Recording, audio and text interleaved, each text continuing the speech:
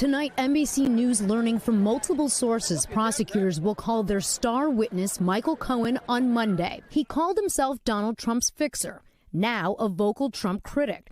Cohen unleashing on his old boss in his book and on social media, spotted online this week wearing a T-shirt depicting Mr. Trump behind bars. The judge today directing prosecutors to inform Cohen that the judge is asking him to refrain from making any statements about the case or Mr. Trump, but not placing a gag order on Cohen. Mr. Trump remains under one, barring him from attacking witnesses and the jury. It's a disgrace. It's not a case. There's no crime. There is no crime, and they failed to show a crime. Cohen, a critical witness for the prosecution, as the jury has now read his text messages, heard his voice, and seen evidence that he paid Stormy Daniels $130,000 just days before the 2016 election so she couldn't derail the campaign. The defense says her story of sex with Mr. Trump was false, a shakedown for money brokered by Cohen, making his testimony and credibility on the stand essential. If they're arguing that this is a falsification of documents and they want to bump it up to a felony, what's the underlying crime here? What is that rule? I'm assuming it's New York election law, conspiracy to promote an election by unlawful means. And the judge, how come we don't know that at this point? Well, Josh Steinglass said that earlier, not in front of the jury, and this was like a week ago. So I don't know why it wasn't said in opening statements. You typically, in an opening statement, you tell them what the charges are and what you intend to prove. You don't say at the end, surprise, this is it. But I think that's going to be the New York election fraud violation. Can I maybe give a slight, sort of more favorable take to the opening, which is I thought they framed the case based on the facts, and then the law will be given to them by the judge. But they said this case is about two things. First, you're going to hear about election fraud. There's an election fraud conspiracy, and that's sort of the David Pecker conspiracy that was laid out with the first witness, and they said that's this scheme.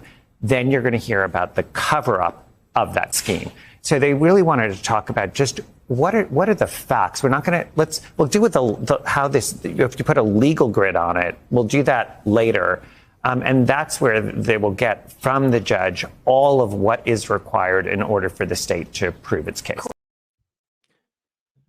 And welcome back Inside the Law. I'm your host, Philip Holloway.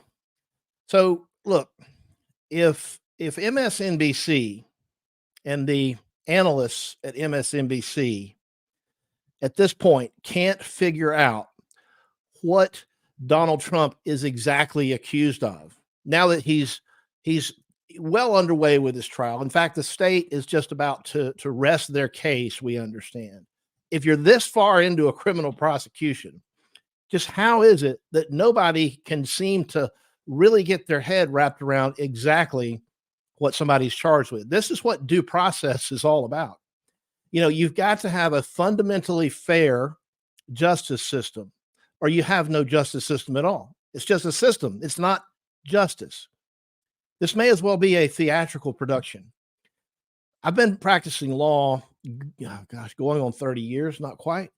And I feel like I understand most things, particularly about criminal law. There's a lot I don't know about other things, but in criminal law, I feel like I've got a good grasp of the nuts and bolts of it. And I have never yet in my entire career come across a case where I can't fully understand exactly what somebody's accused of doing. And it's not about whether somebody's guilty or they're not guilty. I can't understand exactly what the gravamen is of this alleged crime. But certainly I know this. You have to put somebody on notice of what they're charged with. That's what due process is. That's what due process means. It means that you get notice of what you're accused of and an opportunity for a fair hearing, or in this case, a fair trial. But if MSNBC can't exactly figure out exactly what this so-called other crime is, how is Judge Merchan supposed to charge the jury? Remember, that comes at the end of the case. After each side has rested, they have closing arguments, and before the jury goes back to deliberate in the jury room, they have what's called the charge of the judge. Okay. The judge instructs them on what the law is that applies to the case. And a big part of that is defining the crimes. And the charge to the jury, I think, is going to be as important as anything else. It's going to be as important as jury selection, probably more important than the cross-examination of Michael Cohen, which we'll talk more about in a few minutes. But if we can't exactly understand what this so-called other crime is, because remember, this was a misdemeanor that had expired based on the statute of limitations, and only because they have alleged that it was committed in order to perpetrate some other crime that they bootstrapped it and made it some kind of a felony charge, 36 counts of a felony charge.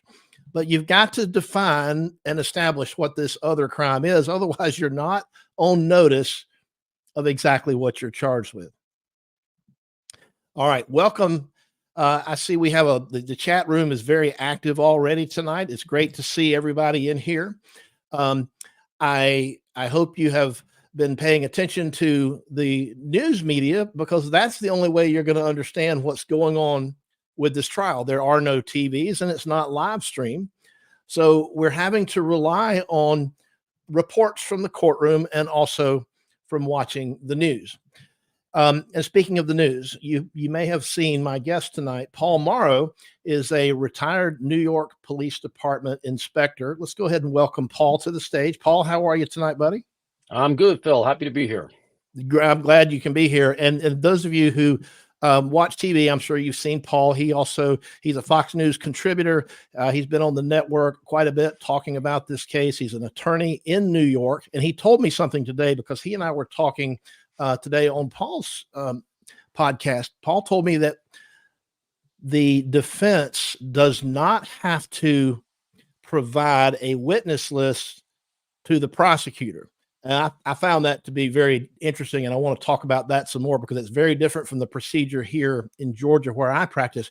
But also, what was also just as mind-blowing is that the prosecutor was not required in this case, Paul, to give the defense a witness list. So they did not know who exactly was going to be called as witnesses. I thought you had a right to confront your accuser, and that means partly that you have the right to prepare to confront those accusers.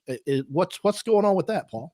Yeah, so Judge Merchan, who has never missed an opportunity during this thing to kind of stick it to the Trump side, ruled that because there was the possibility of Donald Trump, quote unquote, intimidating witnesses through his Truth Social and other social media and his media access, that in addition to the gag order that we're all familiar with, that Donald Trump is operating under, he also gave out a ruling that the witness list won't be provided, and that witnesses that will be appearing in court will only be provided to the Donald Trump defense team 24 hours before they'll be taking the stand. So essentially, Team Trump has 24 hours to figure out what we're going to ask. Now, look, they can pretty much anticipate who's coming, but you never know in a trial. You never know what's going to turn up. And that's why you give a witness list, so that you have a fair chance to anticipate what's coming and to develop your case.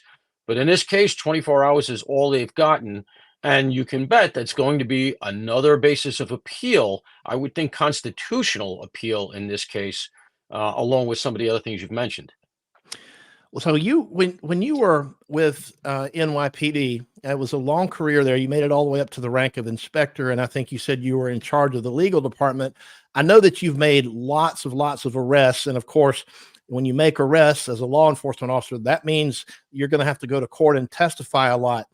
Do you remember when you were in law enforcement and you had a subpoena for court? Did the defense lawyers in the case know that Paul was going to be a witness in the case? And if so, were they able to try to reach out and talk to you if they wanted to do that? I mean, is that how it normally should work?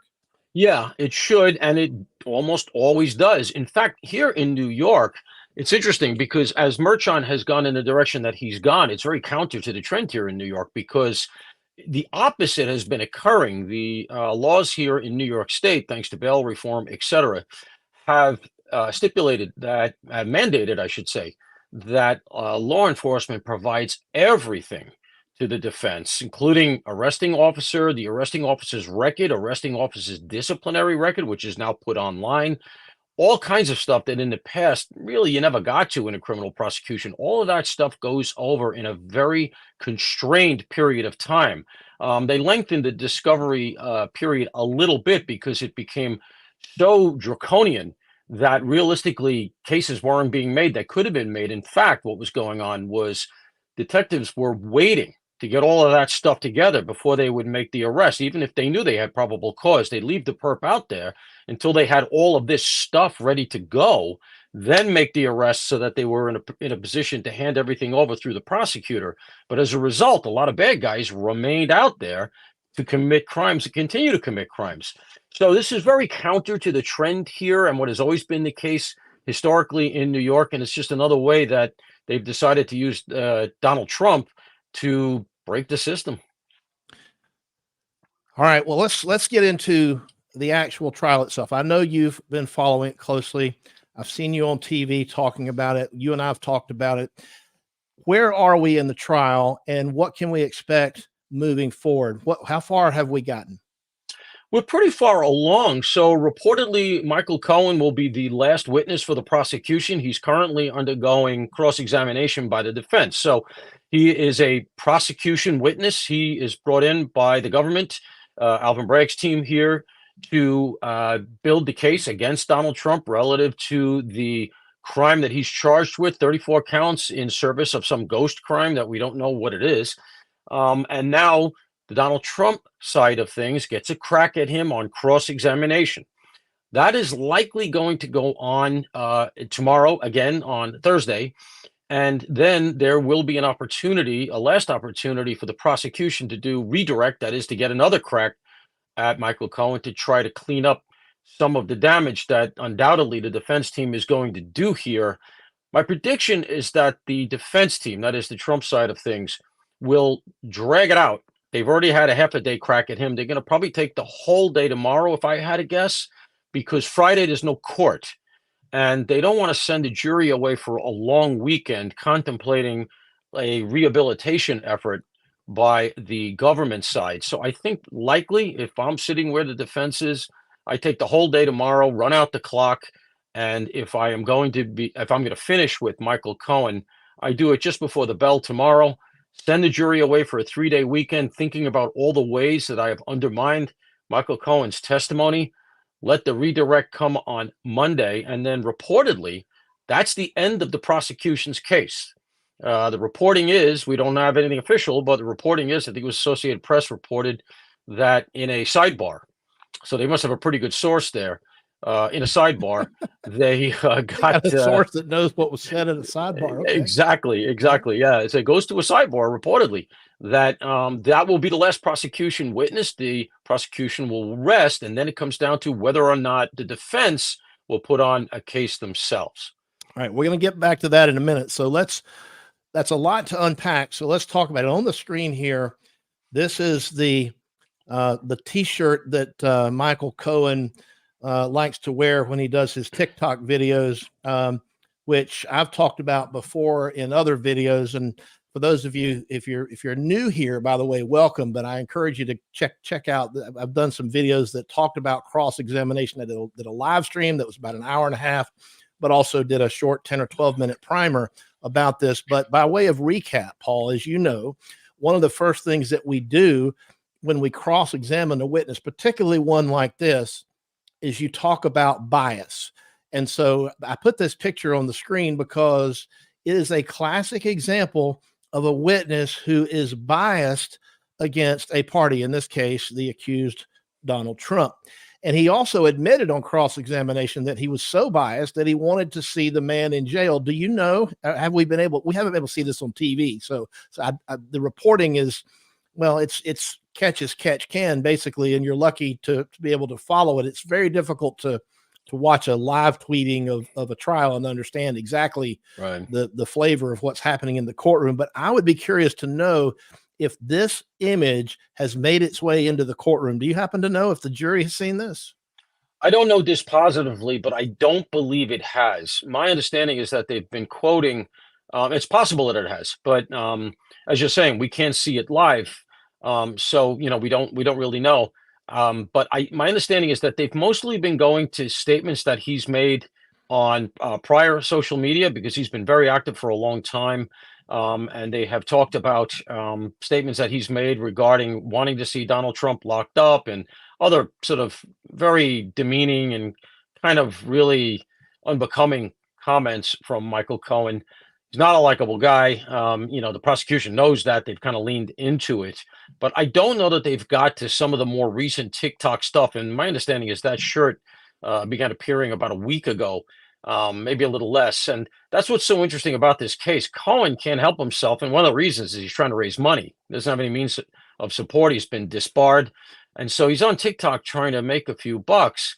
And consequently, he has stayed at it right through the trial. And he's actually undermined his position pretty good because, as you say, they're going to use all of this to impeach him. And to the point that even as recently as I believe today, his former lawyer, a guy named Costello, was testifying in Congress talking about how Michael Cohen gave him a completely different story. So these things are very fast breaking. And it's going to be really interesting to see how much of it makes it into court over the next couple of days against Michael Cohen. Because Michael Cohen waived the attorney-client privilege at the request of the U.S. Attorney's Office for the Southern District of New York. The reason was Michael Cohen had pled guilty to 8 felony counts in the Southern District and was seeking to lessen his sentence. And he thought he could be clever by going into the U.S. Attorney's Office and lying about cooperation. Michael Cohen went to the U.S. Attorney's Office and accused Rudy Giuliani and myself of conspiring to obstruct justice by tampering with a witness, namely Michael Cohen. The story, which they were floating at the time and his lawyers put out in the various newspapers, was that we had dangled a pardon under Michael Cohen's nose in order to keep him quiet so that he wouldn't testify against Donald Trump. When I received the call from the U.S. Attorney's Office saying, Bob, we'd like to talk to you about your representation of Michael Cohen, I said to them, can I presume that you guys are sitting there with a copy of the waiver of the attorney-client privilege? And they said, you presume correctly. I told them to scan it over to me, and once I received it, I'd be delighted to talk to them. And I did. I went down to 1 St. Andrews Plaza with a lawyer who had been the chief of the criminal division when I was deputy chief, Tom Fitzpatrick. And on the way into the office, he said to me, Bob, aren't you nervous? I said, what for? I'm going to tell the truth, and I have documentary evidence that corroborates me 6 ways from Sunday. I said, there's nothing to be nervous about. And in fact, I said, I'll bet you $10 I'll have these people laughing within 15 minutes. I won the bet. I went up and I sat with 2 assistant U.S. attorneys, Tom McKay and Nick Rose, as well as 2 FBI agents whose names, unfortunately, I don't remember. We had a grand old time. I explained our entire history with Michael Cohen through emails and text messages. I explained the many, many lies that Michael Cohen told us. Most especially, I told them that when we first met Michael Cohen in April of 2018, keeping in mind now that I read Michael Cohen's testimony from yesterday's trial in New York on the way down on the train, and virtually every statement he made about me was another lie, a lie that can be proven not just by me denying it, but by myself, Jeff Citron, or Rudy Giuliani, or emails or text messages. All right, so there you have his former lawyer, Paul, telling this committee that he's watched or he's aware of the testimony in court in the Donald Trump criminal trial in New York, and that he's telling them that he knows for a fact that he was lying under oath in this very trial. Am I getting that wrong? No, you're not. And there's an old saying, lie to yourself, lie to your wife, don't lie to your lawyer.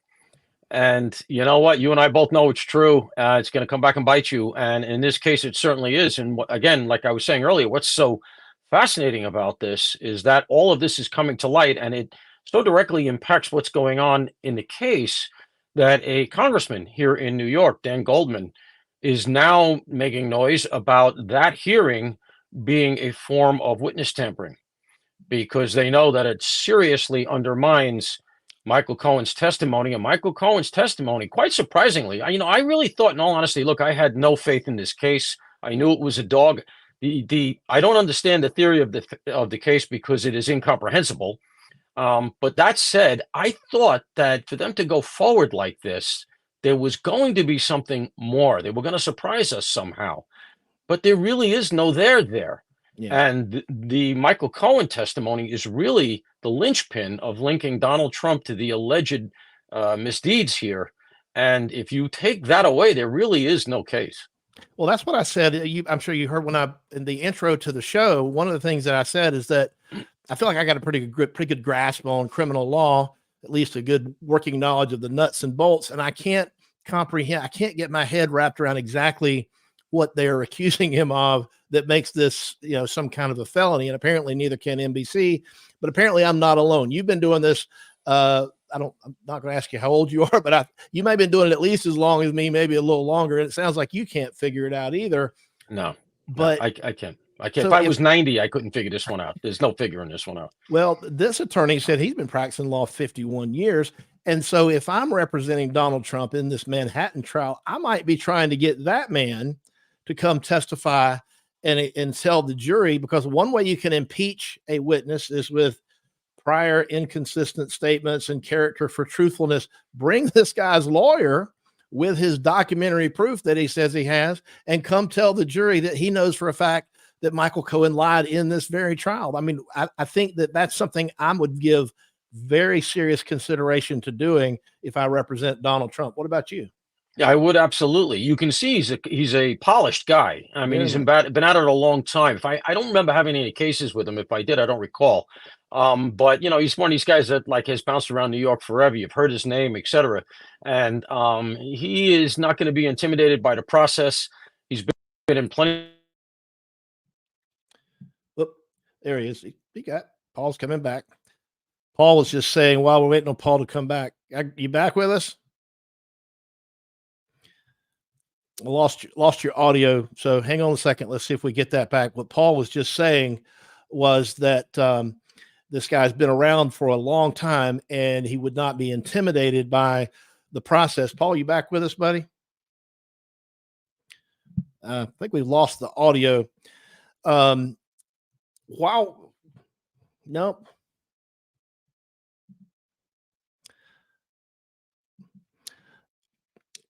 I'm just gonna put you into the green room just for a second. You're still with me. I can see you. I can hear you. Let me know when you get back up, and we'll bring you right back. This is the great part about doing live streams and relying on the internet.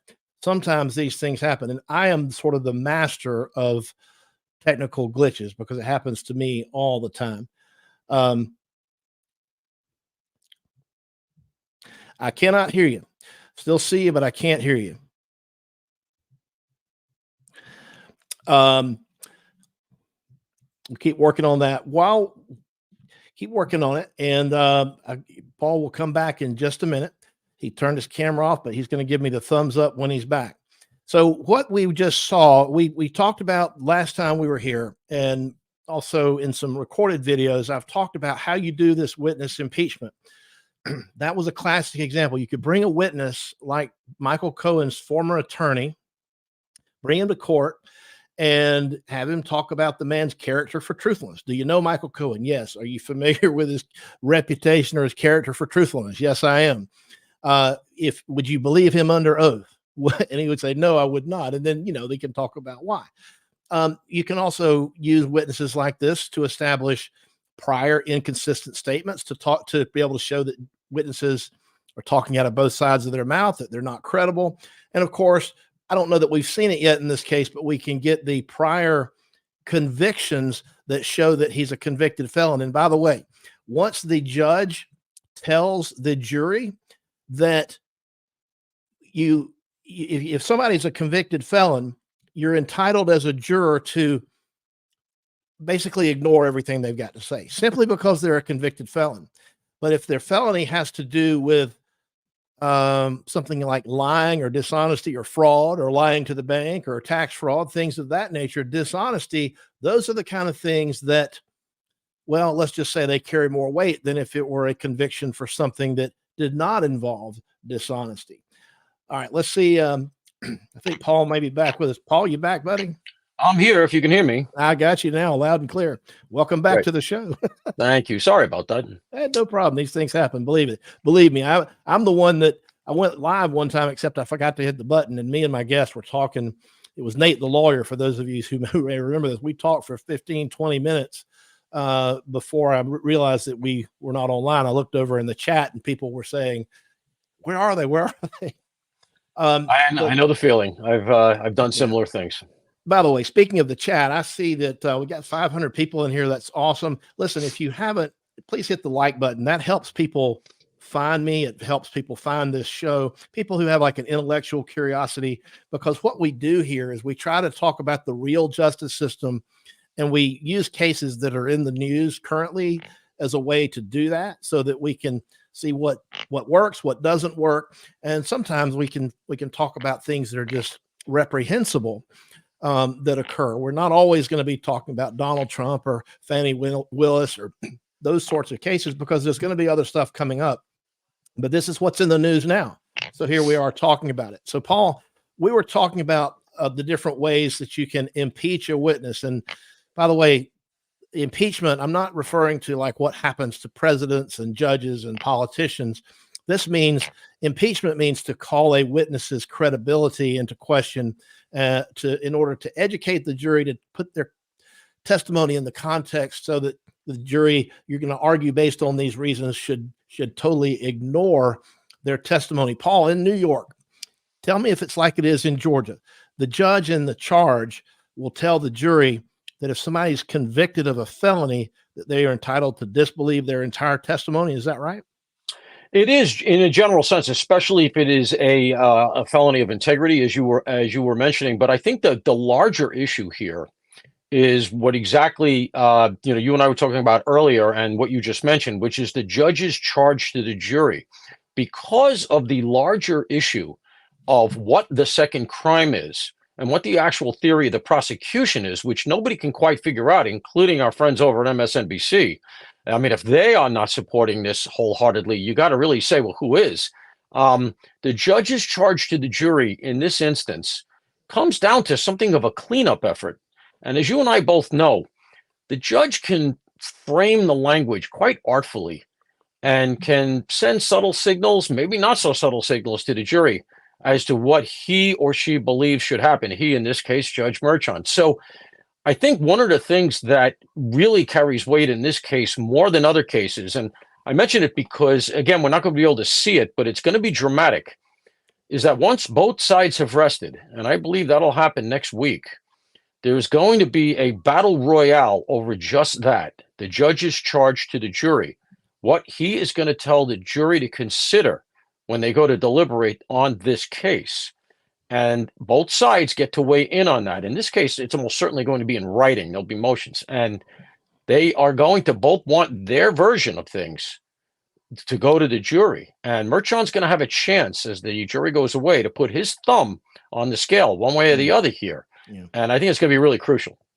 Well, so at the end of the prosecutor's case, the defense always makes a motion for what we call a directed verdict of acquittal. And it's kind of obligatory. If we don't do it, then we may be considered to have waived certain things. When we make these motions for directed verdict, we don't usually expect the judge is going to grant them all the time, but sometimes they do. But the reason a judge would grant a directed verdict is if the prosecutor did not put on evidence of a certain element of the offense. It doesn't take much evidence, but they got to check all the boxes, right? They got to prove venue and everything else. And if they miss one of the boxes, then the judge would be entitled to grant a directed verdict of acquittal. In other words, the case is over before the defense even has to put up a case. And what I have said, and I want to get your take on this, but what I have said is that even though Michael Cohen cannot be believed any further than I can throw him, if he says the sky is blue, I'm not going to believe him. But if Michael Cohen takes the stand and he utters the magic words that technically check the boxes of all the essential elements of the crime charged, assuming you can figure out what that crime is, then it doesn't matter. The judge is not going to be in a position to gauge credibility. The judge has to make that decision about directed verdict based on whether or not the testimony was uttered from the man's mouth. Do you agree with that, or do you have a different take? I do. And to double tap that, he is going to be looking very hard. That is, Merchon will be looking very hard for that for a couple of reasons. First of all, his rulings have gotten us to this point, and he's given wide latitude to the prosecution. I would argue too much latitude. There's been too much federally, you call it 404B. Here in New York, it's Molyneux. Essentially, they've been allowed to dirty up Donald Trump with all kinds of stuff that's essentially irrelevant to the case. Yeah. So Merchon has gotten us here. And his reputation is going to suffer if he allowed things to get this far and then says, okay, I'm going to dismiss the case. In New York, it's a dismissal. We don't really have a directed verdict. What will happen is the defense will file a motion to dismiss, and then Merchon will either yay or nay it, for lack of a better term. But the other thing Merchon is facing here is something that is, a little bit of a nuance, but it exists, which is that he is not going to want to face the environment here in New York as the guy who essentially ushered Donald Trump into the White House. And I'm just speaking realpolitik now. Yeah, I'm taking all the legal stuff off the table. He's got to live here. He's an appointed judge. He's a staunch Democrat. His daughter is a fundraiser. We've all heard that. She makes all kinds of money for and from the Democrats.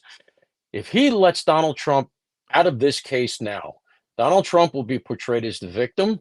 He's going to ride that pony all the way into the White House, and Merchon is going to be blamed for it. His daughter's career is going to take a real hit, if not end, with that decision. So he's just not going to do it. He's going to find enough there to say, okay, the allegations are here. You're the fact finders, jury. Go find the facts. And I think that that's almost certainly what's going to happen. I think I could not have said it better, and I agree with you 100%. There's a good question. Cindy asks a good question here. She's concerned that as fast as jury selection went, that they're going to get a guilty verdict and basically walk Trump off to jail right away. There's a couple of pieces to that, and you and I talked about some of this earlier, right. So I want to let you weigh in as well. I think that there's at least a chance, maybe it's a good chance, that you'll have one or two people, maybe three on this jury at least, who are intellectually honest, despite how much they may hate Donald Trump because they're in Manhattan. But they might say, you know what, they haven't proved their case. There's reasonable doubt here, and they will hold out at a minimum for a hung jury. So I think that might be where we're headed. Now, in a rational, sane world, it wouldn't have gotten this far, and the case would be over, because you can't base a case on a witness like Michael Cohen and his testimony. I just don't think you can reasonably do that, except maybe in this limited fantasy world in Judge Merchon's courtroom.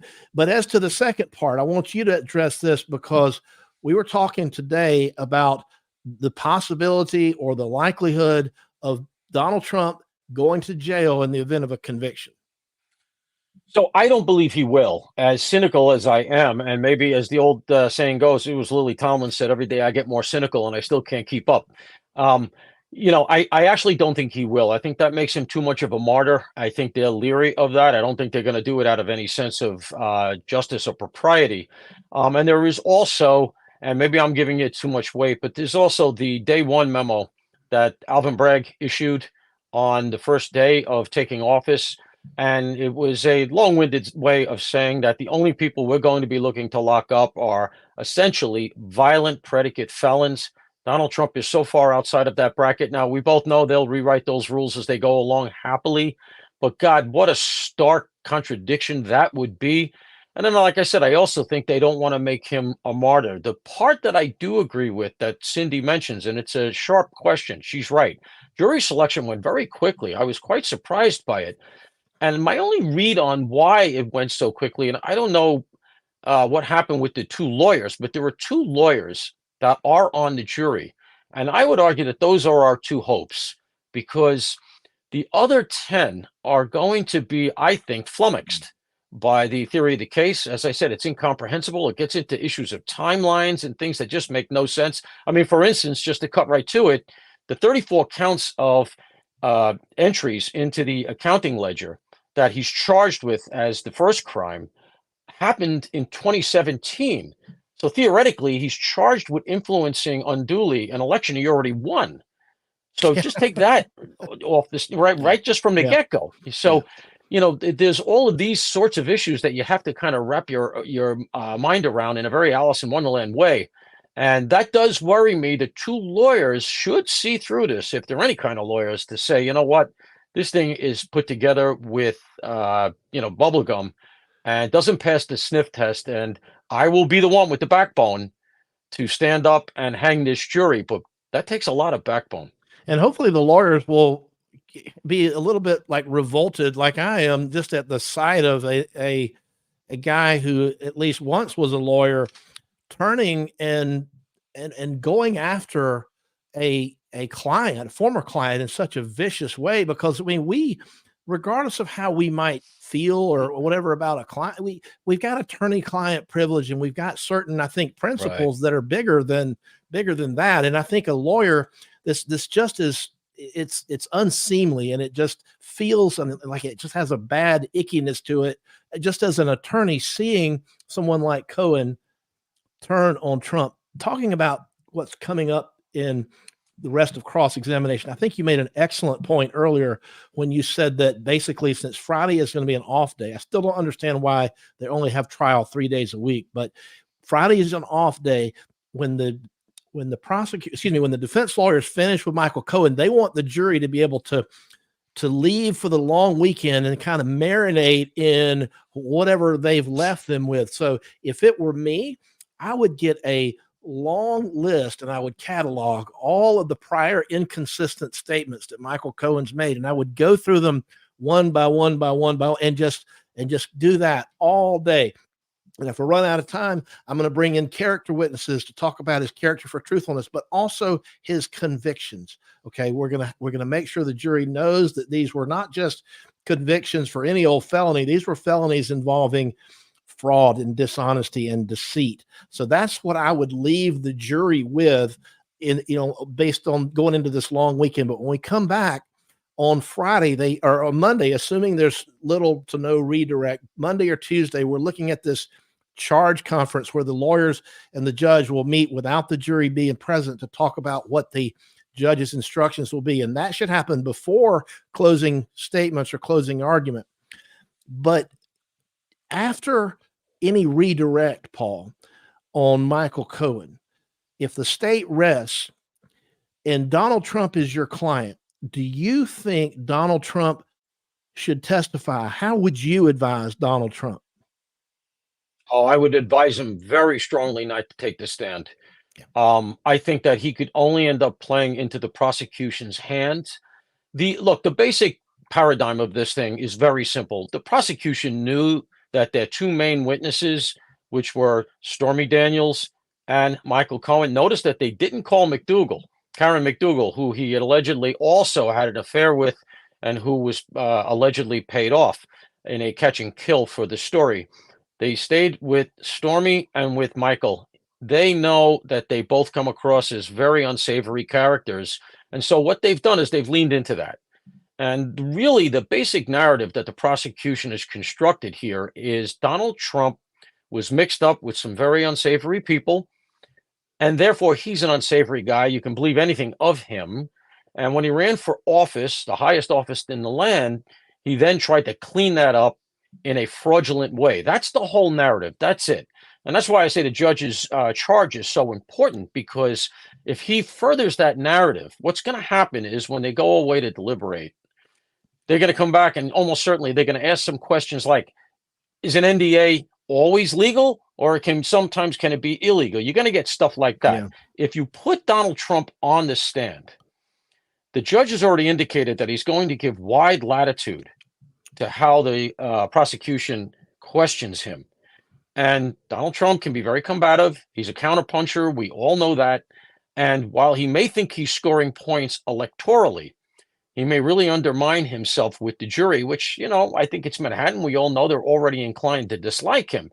So in view of how weak the case has turned out to be, and there were no smoking guns, and that their best shot is Michael Cohen, I'm happy as the defense to send them off into the sunset, into deliberations with Michael Cohen as the last representation of the government's case, and hope that they recognize that this whole thing is just a sham. Well, yeah, I would like to send them home for the weekend, maybe with this picture right here in their head. But in any event, all right, so I agree with you. I don't think there's any reason that Donald Trump should testify. And it's not just because he's Donald Trump, but because he doesn't need to. And I've seen a lot of criminal defendants that were winning and then they weren't. And it was because they testified, and they said something that just made the whole thing go sideways. So I think it's probably now the left and MSNBC are gonna pillory him if he doesn't testify. They're saying, what's he afraid of? But what's he hiding? The jury is going to be told. Hopefully, they'll be told that they can't take any inference from the defendant remaining silent.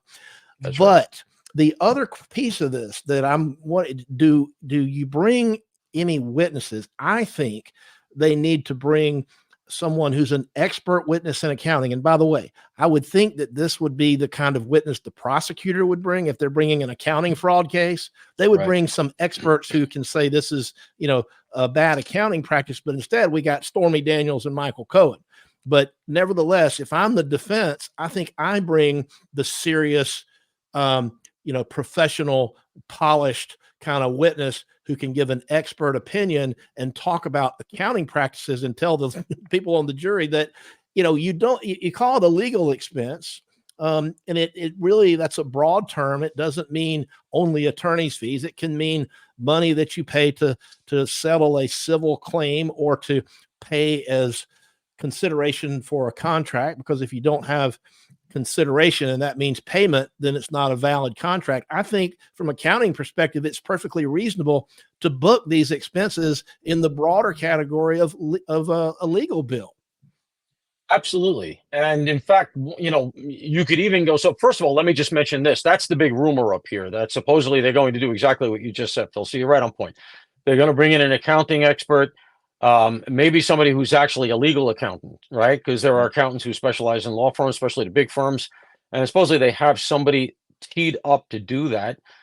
We may now get Costello, the guy that you showed the clip of. So we may get that guy brought into court as a witness here for the defense. But I think the expert is almost a certainty.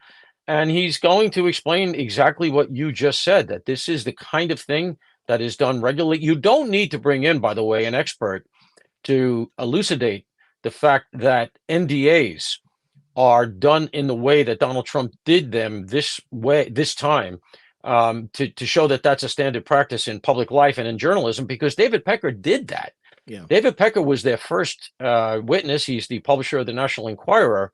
And a lot of us were left scratching our head from his testimony, because it certainly seemed to help Donald Trump more than it helped the prosecution. He said he's been doing this for numerous people for years in public life, Arnold Schwarzenegger, Mark Wahlberg, and that there's nothing illegal about it, and that it's somewhat standard practice. So, and he actually said something that I think is really dispositive in Trump's favor, and that is almost certainly going to be in the defense's summation, which is that he stated unequivocally that when Michael Cohen later talked to him about the payment to Karen McDougal, which the judge allowed that testimony in, which I think backfired on the prosecution, Pecker testified that Donald Trump had no idea what he was talking about. So there goes Donald Trump's intent. So the idea that Trump didn't know any of this was happening, and that you haven't connected him directly to saying go do this, and the fact that the prosecution also did not call Alan Weisselberg, who is currently incarcerated at Rikers because he didn't flip on Trump, and they got him. That's Trump's accountant. And they didn't call him in because they didn't know what he was going to say, because likely he was going to say the same thing. Cohen and I did this together. So I think you're exactly right. I think we'll see one expert, an accounting expert. That may be the summation of it. And that's really kind of all you need. And then let the chips fall. All right. Well, listen, before you go, there's one other topic that I want to get into with you. And before we do that, first off, let me just say, for those of you who came in maybe a little bit late or in the middle, thank you all for coming in live. Please hit the like button. And if you haven't subscribed, please subscribe and get your neighbors, your friends, your mail carrier, everybody you can think of to subscribe. I'm zeroing in reasonably close to 30,000 subscribers. So I'd like to hit that mark. So help us out and please like and subscribe. And if you feel like supporting the channel, thank you, by the way, for the super chats. That's what helps me to grow the channel and continue to bring additional content. There's also some links in the description to the video with other ways to support the channel. So thank you for all of that support. Paul, I want to talk to you about closing arguments because we're talking about what's left to go in the trial. And we've talked about finishing the prosecutor's case. We've talked about whether or not the defense should testify, put on witnesses. We've talked about the charge conference summation. To me, I think that summation or closing argument, whatever you want to call it, that's the last opportunity these defense lawyers are going to have to speak to the jury and to argue persuasively, asking this jury to return a verdict of not guilty. So I think there's some tactical considerations. Do you argue that your client is innocent, or do you argue there's reasonable doubt, which is a different thing, because that's saying that, that the prosecutor hadn't proven anything beyond a reasonable doubt? Or do you do both? And then how do you approach this jury if you know that they are predisposed to hate your client because they happen to be far left Democrats residing in Manhattan that went overwhelmingly for Joe Biden in the last election? So with all those considerations in mind, you're a New York lawyer. You're there on the streets in this courthouse. If this was your case, how would you approach the summation or closing argument? So I would, first of all, have to focus in on the fact that there is no clear articulation of a crime. And I would play into the fact that the jury is almost certainly confused as to, what the storyline is here. I would definitely play into that. Remember, you're constrained by what's been said in court, right? So you're going to have to stick to the fact that you've had Michael Cohen as the only person who links Donald Trump to this alleged nefarious activity. You'll go through that, and the fact that Cohen is not to be believed and that he has been undermined in court 5 ways to Sunday. But then I would also do something else. And, this is a little larger than the case. And, you're walking the line a little bit, but I would subtly try to speak to the two lawyers on the jury. And I would imply take it to the line as far as I could, to say that, look, the integrity of the system is somewhat on the line here. And no matter who the accused is, you have to at some point say justice is blind, and you can only convict based on evidence, no matter how much you like or dislike somebody. And, I wouldn't phrase it quite that way. You have to wordsmith it, but I would make it very clear that the issues here are larger even than Donald Trump. Yeah, you can demonstrate that there's an animus towards Trump from Michael Cohen. They're going to have seen that already, but I would try to get the two lawyers and maybe some of the more perceptive jurors to realize that this is lawfare.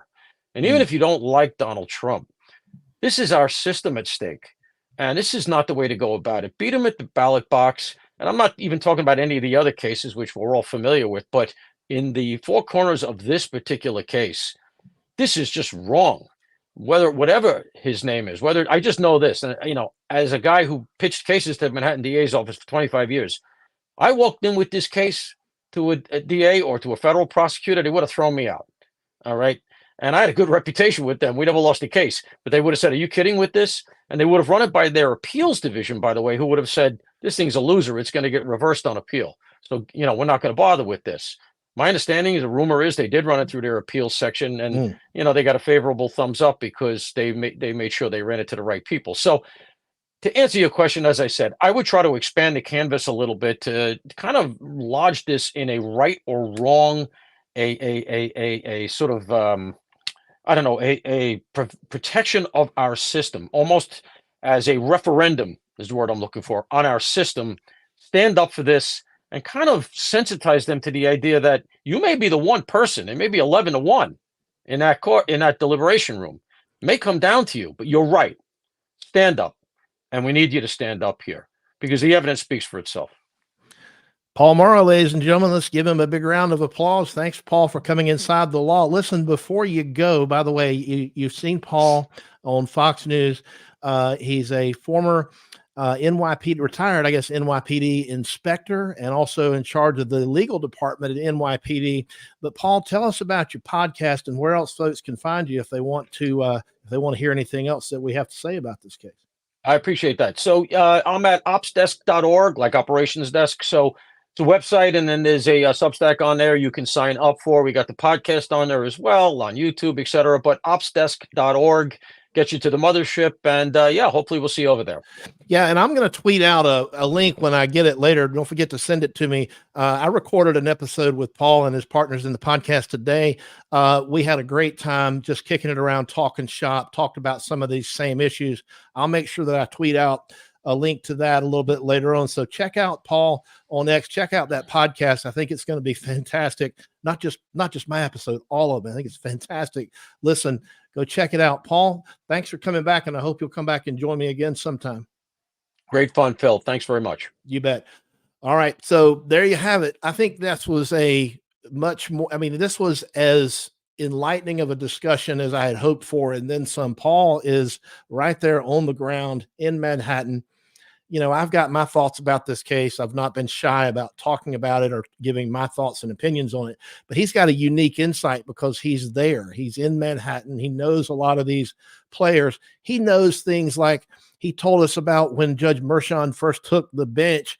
He started talking about he was not going to incarcerate people except in, I guess, unusual or extreme circumstances, things like that, that gives you like the local flavor that we really need. Because if we can't watch this trial and we can't watch the video, like the live stream of it, or we don't have cameras in there, we don't have even anybody shooting recorded video.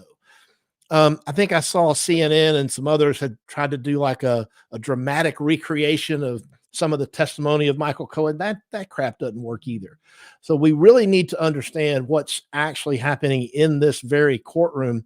And I think Paul does a really good job of bringing that to us. And I think that this was one of the really good interviews that I've been able to get so far. And I appreciate him very much for that. I hope you guys do too.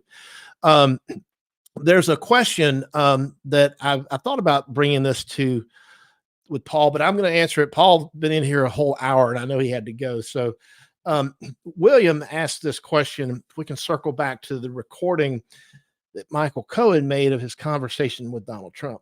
So was it legal? I think not. I mean, in a lot of states, this might be considered like if you record somebody surreptitiously against their knowledge and you're in a private place, that's like eavesdropping. And in many states, that's a crime. Like here in Georgia, where I am, that's a crime. It also, I think it runs counter to the notions of attorney-client privilege and the duty that you have to a client to sort of hold what they say to you in strict confidence. I'm not saying it can't ever be done under any circumstances, but I think when you record it with the intention of like sharing it like he did, to me, I think that probably makes it illegal. If I were the judge, I would have said that it's not even going to be admissible, but because it's just too unseemly. I would say that it's not even all that relevant. And so I personally would not have allowed it in, but hey, I'm not the judge. Mershon is the judge. There's a lot of good points about this. So Donald Trump did not give Cohen a waiver of attorney-client privilege. I feel like that this is a big problem. Not all of Cohen's testimony would have been attorney-client privilege, but I think a big chunk of it would have been. And I don't know why we don't have lawyers standing up objecting. Maybe they did. Maybe we don't know because we can't see it. But I think there should have been a lot of vigorous pushback from the defense on that. And hopefully there was. There should have been a lot of pushback about a lot of things. Stormy Daniels, for example, should never have been allowed to testify to all the garbage that she testified to. The only thing that Stormy Daniels said that was remotely relevant was the fact that somebody gave her some money in exchange for not publishing her allegations. Okay. And so that's it. That's the only thing that was relevant. All she had to do was say, did you get a check? Yes, I did. Who'd you get it from? Well, I got it from Michael Cohen. How much was it for? And that's it. Move on. Then she's gone. 3 or 4 questions. She's done. But no, she got to testify 3 or 4 days, right? Or whatever, 2 or 3 days at least. And she talked about everything under the sun. We heard about condoms. We heard about things that happened allegedly in the bedroom. We heard about latex allergies and all kinds of garbage that has no relevance to the case. I've said before, and I think it's worth repeating, that Judge Merchan does not seem to understand that there is a court of appeals that will reverse him, just like they did with the Harvey Weinstein case, because the judge in that case likewise let in a whole bunch of irrelevant garbage that had nothing to do with the case.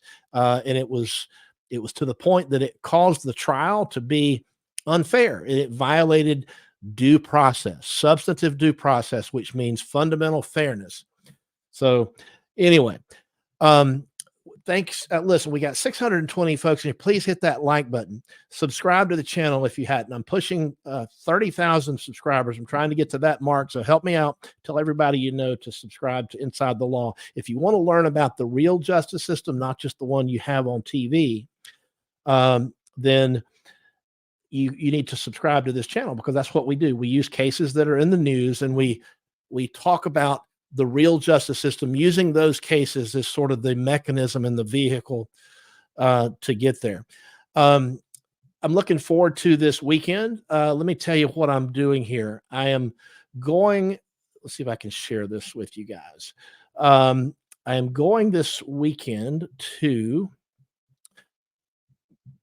hang out with some of my favorite streamers. You got Eric and Mark from America's Untold Stories. And of course, guess who? This is all going to be in honor of our friend Viva Fry. And so this is what I'm going to be doing this weekend. And I can't tell you how excited I am. And I'm very much looking forward to being there and hanging out with some of these guys that have absolutely helped me in the, helped me get started with this channel. They've been a very big blessing, quite frankly, particularly like Eric. He's the guy that I go to when I need to figure out how to do something that's sort of tech-ish, right? And I'm terrible with tech. Eric is the best, and he's done a good job helping me out, but I still need a lot more help. Anyway, please hit the like button, subscribe if you haven't already subscribed.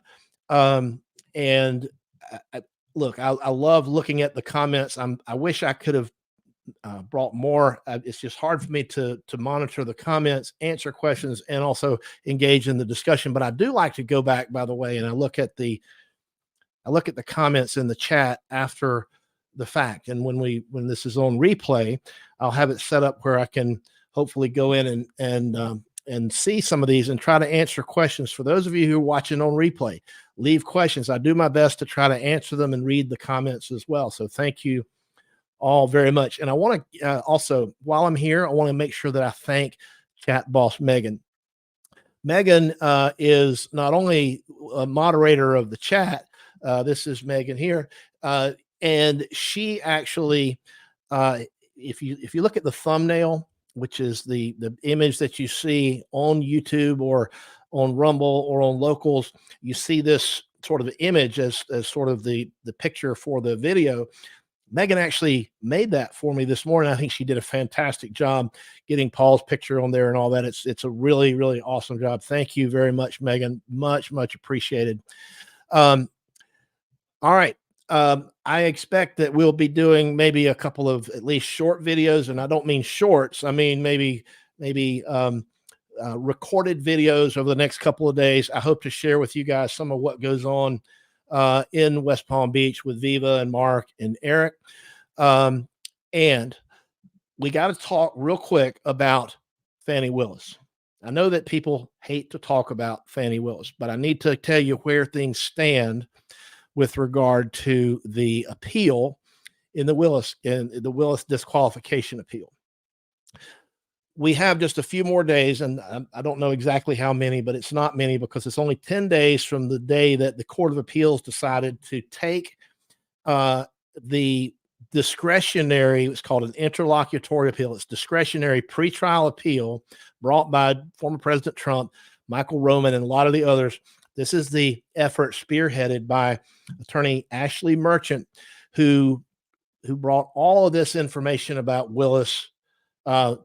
She exposed it for the world to see. Okay. And so the trial judge, as you may remember, agreed that what she did was illegal, agreed that it was improper, particularly all the stuff about her going in the church and talking about, talking bad about the defendants, calling them racist, calling them liars. That's all what we call, it's forensic misconduct. It's where a lawyer basically talks outside of the courtroom. It's an extrajudicial statement that's prejudicial to one of the defendants. You can't just go out and talk about, when you're the prosecutor, you can't publicly talk about cases like this, particularly when you're speaking to people that could very well be in the jury pool like she was. So the Court of Appeals has agreed to take this and to decide whether or not she's going to be tossed from the case. The defendants, I think most, but not quite all of the defendants who are part of this appeal, there's like 6 or 7, I think, have filed what's called their notice of appeal. And so what that does is that moves the entire case from the trial court, which is the Superior Court of Fulton County, to the Court of Appeals, which is essentially across the street, down the street. But in my opinion, that removes the jurisdiction of the trial court, at least temporarily. It sort of suspends it while the Court of Appeals decides if Willis is going to stay on board as the prosecutor. What does this mean for the case? Because this is a question I've been getting, and it's why I'm giving you this refresher, this update, and this explanation.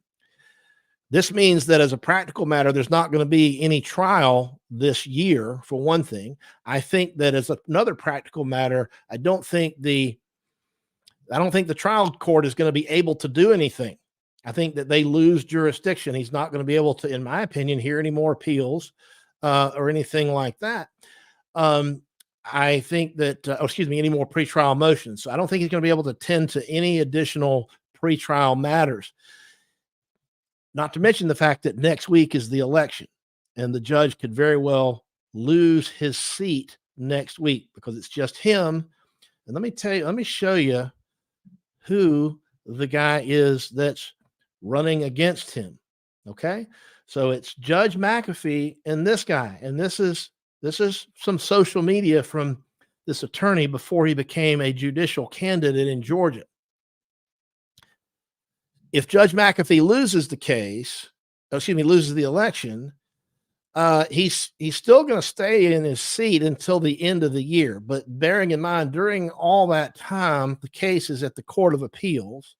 We're going to see oral argument at the Court of Appeals, probably in August, give or take.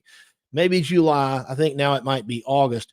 And then, of course, they've got to decide the case and the issue a ruling, and that could take several weeks or a few months. They have many months. Technically, under their rules, they have several months to decide it. I think if you let them have all the time they're allowed, it could go into next year, but I don't think it'll take that long. I think they'll have a ruling this fall. I'm going to predict October, just for a placeholder. I reserve the right to change that at any time, and I might. But I think we'll have a ruling sometime this fall. If Fani Willis is gone, if that's how they rule, she can appeal to the Georgia Supreme Court. If the defense loses and Fani Willis is ruled to stay on the case, then of course they can appeal to the Georgia Supreme Court. So we got a lot of appeals left here. That's why I'm very comfortable saying there's not going to be any trial at all this year. Maybe no more hearings this year, particularly if McAfee loses next week, and we shall know. I think it's the 21st. So we'll know soon enough what's going to happen. If McAfee loses, will this other guy who clearly hates Donald Trump, will this guy take over the case? And I think the answer to that question is maybe. The default setting is yes, he would take over the entire caseload that is now assigned to Judge McAfee. But because of his obvious bias against Donald Trump, he would be subject to a motion that would have to be filed by one of the defendants, and I'm sure it would be filed, to recuse himself. And unlike Judge Merchan, who ruled on the issue himself when he was asked to be recused for bias, under Georgia law and procedure, that motion would have to be decided by another separate judge.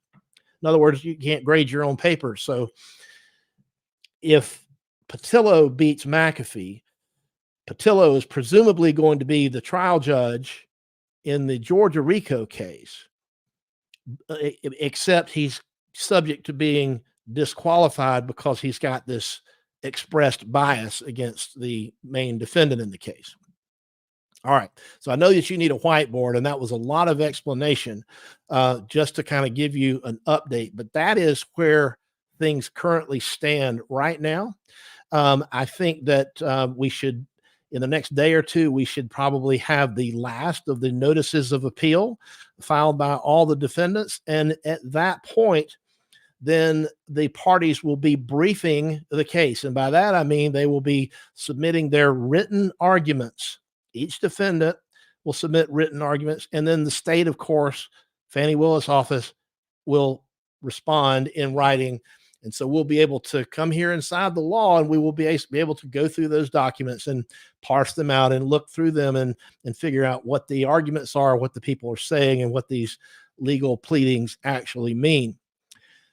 And then there'll be, of course, getting ready for the oral arguments that will be presumably live streamed. The Georgia Court of Appeals has a live stream, so I would imagine this case would be no different. You should be able to, in fact, we'll probably do it right here. We'll watch it together when that time comes. All right, so that's the state of things with the Georgia racketeering Fani Willis case. There's your update. Thank you all for coming in here. And before you go, there's nothing more powerful than the odor of mendacity. Don't ever forget that, no matter what you do. And also remember, this is the kind of person that Fani Willis likes to have as her primary witness in major prosecutions. Man, can I get a water or something? I'm so high right now, y'all. I'm about to go to sleep on y'all ass. I ain't gonna tell you no lie. Yes, you may. We're gonna take a break. Hang in there. It's a real trial. It's a real case. It's a real witness. That really happened right here in Fulton County, Georgia, with one of Fani Willis's racketeering cases. Thanks for joining us here inside the law. We'll see you back here next time.